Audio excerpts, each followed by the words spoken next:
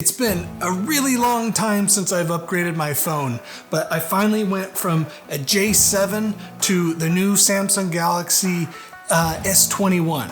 And one of the things we like to do around here is when we get new products like this is we like to shoot them, either for our portfolio or for practice. And in this case, it's both, because one of the challenges that we're going to want to do today is try to get this shot with only one light. Also, one of the other challenges that we're going to have with this is that when you take a super close detail shot like this, we're going to be using a macro lens, and even at a very closed aperture of as far as it'll go, we still won't be able to get everything into focus. So we're going to be utilizing some focus stacking, and I'll actually be using the newer 4-way focus rail for this shot, and I'll leave a link in the descriptions for where you can pick this up. By the way, my name is Benjamin with SkylineFBA.com, and if you're a fan of these kind of behind the scenes videos, let us know by leaving a like on the video, and check out this playlist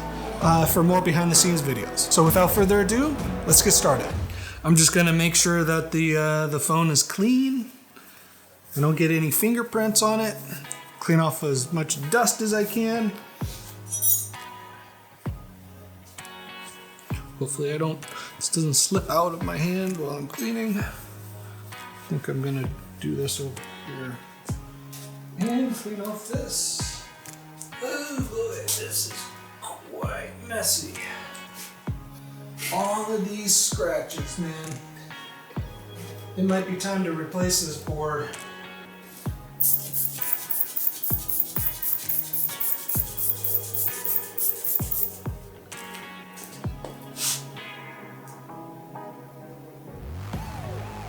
Oh, by the way, I'm going to be using my Sony a6600 with a 90mm macro lens. Typically for a shot like this, the camera settings that I'll be using is shutter speed 1/200, ISO 100, and f13. I like the sharpness of that range. Actually, first we need to turn our lights on. So where I'm going to have my one light is going to be behind my diffusion material here, which is Savage plastic. And I'm just going to use a 7-inch reflector on there and raise it up until I get the reflection on the black plexiglass exactly where I want it. Like I said, I kind of want to fall off on the phone, so it's not going to be directly in the middle. Help if I turn the wireless trigger on.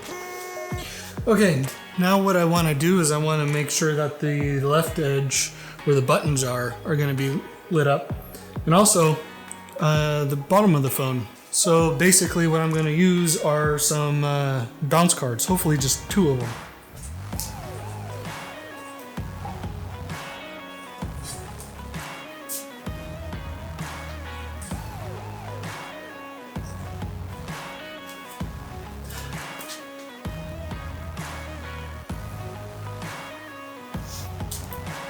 Bam! That looks pretty good. Oh yeah.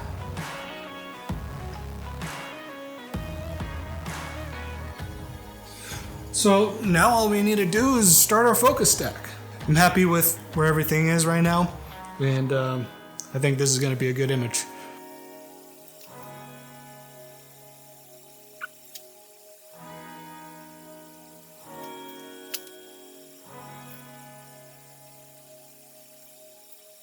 And bam! I think that looks pretty cool so far. Let's go put it together in Photoshop and see what else we can do with it. It's such a simple shot, and I just feel the need to make it a little bit more complicated. So maybe we'll bring the logo out and make it glow or something. Who knows? Let's go to Photoshop. Okay, welcome to Photoshop. This is where the magic happens, and I'm not gonna torture you with long hours of editing, so let me just break it down what I did for the Photoshop work. The first thing I did is I got all my exposures and I aligned them and then blended them together. This allows us to put our focus stack together. Now the next thing I did after this is I got rid of all the dust and smudges that are on the phone itself. because the background, or the plexiglass that you see, that obviously has a lot of problems in and of itself. And it's obvious to me, and it's probably obvious to you, that it's time to upgrade our plexiglass, get a new sheet, because these scratches are just, once they start taking a really long time to clean up in Photoshop, it's time to get a new one. In order to clean up our surface, what I did was I selected the subject and I inverted it, and then I blurred the surface to get rid of all the nastiness. The next thing I did was I went onto the product and I got a channel mask to get the logo. And in order to make it a little more dark and dramatic, I got a curves layer and created a gradient across the entire image. So with the logo, we could leave it like this, but what I want to do is I want to give it a little bit more of a oomph to the image. So I selected the logo, I gave it a feather, and then I painted in a few light strokes to give it some more shine. And finally, added my sharpening. So what do you think? You like the image? Let me know in the comments below. And if you like this kind of video, consider subscribing, and I'll see you in the next one.